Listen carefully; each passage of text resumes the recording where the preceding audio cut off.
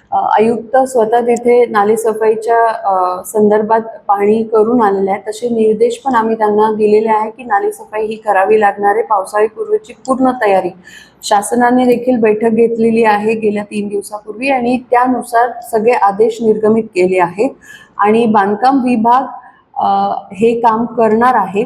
आता तुम्ही जर बघितलं तर जे सेफ्टी इन्स्ट्रक्शन्स माझा आणि महामावरांचा जो मागे दौरा झाला होता, कंत्राटदारांना आम्ही नोटिसा बजावल्या होत्या आणि आता तुम्हाला दिसत असेल की खड्डे बुजवण्याचं काम सुरू झालेलं आहे. तसंच बॅरिगेशनचं काम देखील मोठ्या प्रमाणात प्रत्येकाने सुरू केलेले आहे. जे आधी बॅरिगेट्स लागले नव्हते ते आता लावले जात आहे आणि त्याच पद्धतीने नालेसफाईचं काम देखील आम्ही हातात घेतलेलं आहे.